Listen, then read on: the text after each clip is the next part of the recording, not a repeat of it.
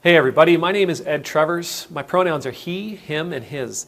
I'm an Anglican priest in the Diocese of Nova Scotia and Prince Edward Island, and I get to serve in the beautiful town of Shelburne, Nova Scotia, in the awesome parish of Church Shelburne that sits on the ancestral and on the unceded territory of the Mi'kmaq people. I give thanks for you all every day. I thank God especially for all that you teach me and all that you share with me in your comments and in your emails. Now, I did a video last week about Jesus as a progressive, and I used the example of the symbol of the veil being torn from top to bottom as the ultimate move in progressivism, because he's literally working against the faith of how people go about their faith in such a way that he lets the world know that there's nothing between us and God. Well, today I want to continue that talk. I want to continue that theme. And we're going to do this for a few weeks. But today we're going to talk about the culture that Jesus existed within. See, he grew up and lived within what we know to be an honor-shame society, a shame-based society, a shame culture. And what a shame culture is, very bluntly, and from my layman's perspective, a shame society, a shame culture, is a society that uses shame and the fear of alienation, of ostracism, of being kicked out, as a way to control the populace, as a way to maintain the social order, the social structure, as a way to maintain cohesion within the people. People would conduct themselves, their day-to-day life, thinking, is this thing that I'm about to do going to bring me shame, or is it going to bring me honor? And if it's going to bring me honor, I'm going to do it. And if it's going to bring me shame, I'm going to do everything I can to avoid it. Right? Is this decision that I'm about to make, is that going to bring me honor, or is it going to bring me shame? I want to do the honorable thing. I want to avoid the shame thing. Because I don't want to be kicked out of my community. I don't want to be looked down upon by all of my peers, by all of these people around me. And it was so prevalent, it was so pervasive in their society that it wasn't even just a matter of personal shame and honor, but rather what I did as for example, myself as a son.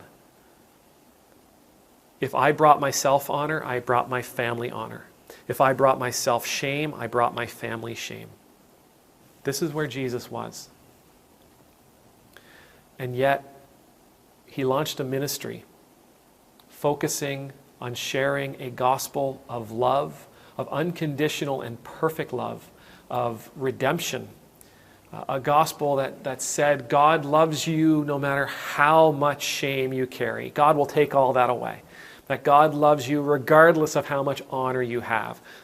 God will take care of that. Right? A gospel that said it doesn't matter where you are within the social dynamic. God loves you as much as everyone else.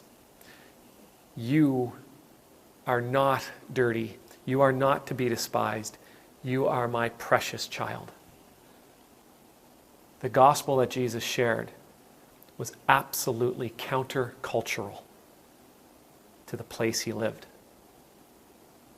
It was absolutely countercultural to the place he lived. And by doing so, Jesus was heaping piles and piles and piles of shame upon himself and upon his family. But he understood that this message was so important that it didn't matter. It didn't matter that he was moving against the culture. As a matter of fact, he needed to move against the culture in order for this message to gain ground. In order for this message to be heard, he needed to move against the culture. And this is why he's a progressive. See, it's normal for an everyday, normal person to move with the societal norms. This is just how we do it, and this is how I will operate, and I will operate within these rules and these guidelines. And Jesus went, nope. These rules and these guidelines are the reason why I need to share this gospel. These rules and these guidelines are the reason that people don't feel loved. They're the reason that people feel oppressed. They're the reason that people feel condemned. They're the reason why people are being excluded. So I am not going to move with the cultural norm. I am going to move opposite. That is not a conservative thing to do. That is not even remotely how a conservative person in Jesus' day or in ours would operate. But Jesus ate with outcasts and with criminals. He ate with Levi and Zacchaeus and all of their friends, right? Two guys that were extortionists, for lack of a better word. He ate with them. He invited Levi to become Matthew and to take his place as a disciple. It didn't matter what Levi had done. It didn't matter what Matthew had done. It doesn't matter. Shame, I don't care about that stuff. Right? Jesus ultimately paid the price of crucifixion. The absolute most shameful thing that could happen to a person, he did it. Because he needed the message to be shared. That shame and honor, those don't factor into God's kingdom at all.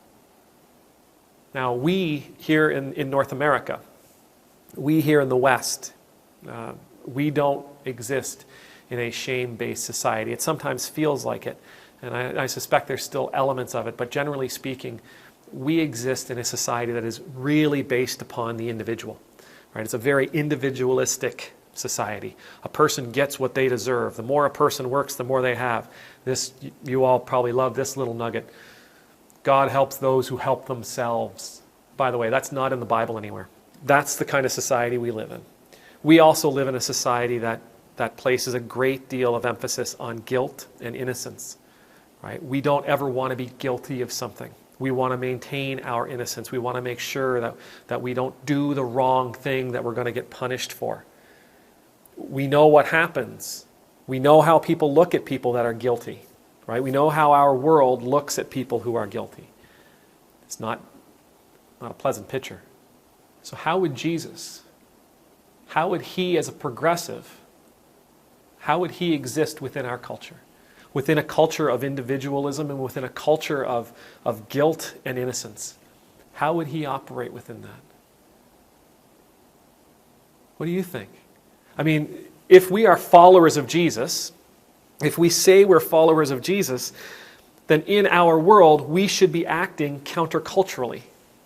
We should be following him on his progressive journey. We should be acting and behaving within our society in ways that we are willing to ignore our cultural norms in order to share this message that he brings forward. Right? That's our job. We should be willing to sacrifice ourselves, to sacrifice what people think of us, to sacrifice how we feel about ourselves in order to share this message of inclusive, complete, perfect, and unconditional love. Because that's what he did in Israel. And that's what he would do if he was here. So how do you think he would act within our society? How do you think he would act within our culture? How do you think he would behave? What do you think he would say? Where do you think he would go? Who do you think he would be spending his time with? You give that some thought. I dare you not to smile. Because he would be doing all the things that I think we dream of. He would be going into all those places I think we dream of going. He would be trying to bring forward change in all those ways that help us get up out of bed in the morning. May the Lord bless you. May the Lord keep you. May the Lord make his face shine upon you and be gracious to you. May the Lord lift up his countenance upon you, and I pray that you will always know the peace of being in God's presence.